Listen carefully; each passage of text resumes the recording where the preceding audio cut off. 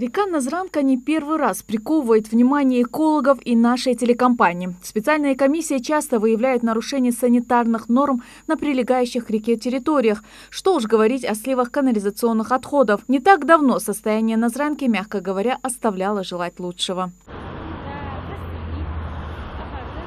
Несмотря на все предпринимаемые меры экологами и местными властями, вопрос все еще остается открытым. Более того, территорию вблизи Назранки как минимум на 10 метров необходимо освободить. Этот вопрос стал поводом для встречи местных властей с жителями Насыркорта. У каждого здесь свое мнение относительно экологического состояния реки и территории, которую нужно освободить. По их словам, мусор в реку до сих пор скидывают недобросовестные жители города.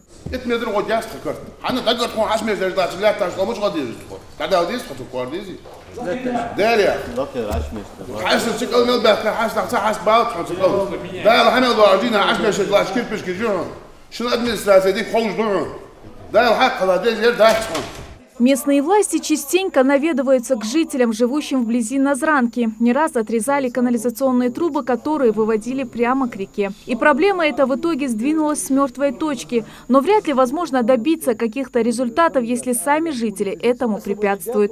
Относительно же земель вблизи реки будут действовать строго по букве закона.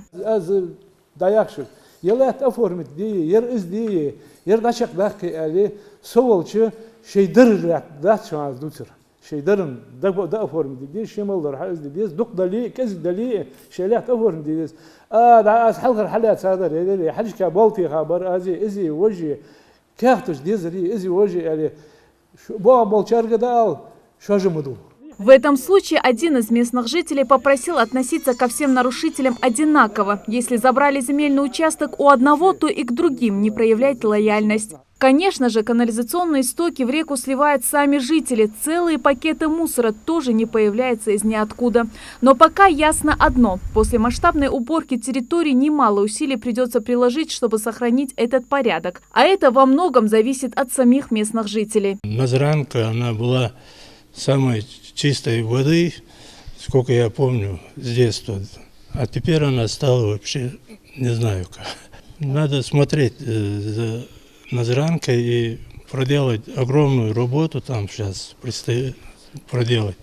И очистить. Сегодняшняя встреча – это лишь одна из мер, предпринимаемых администрацией Насыркорта для решения проблемы. Вот только из приглашенных жителей села, живущих вблизи Назранки, пришли только около 10 человек. Но одно радует – достучаться до многих все же удается. Если бы у нас была бы городская канализация, люди бы, конечно, не сбрасывали бы. Но люди сейчас уже поняли, начали понимать, что в реку нельзя бросать. А что, говорит, мы, говорит, 1-2 трубы, говорит, которые мы, говорит, а там, говорит, там же вот целая река течет. Сейчас и там убирают, и здесь убирают. Люди уже начали понимать.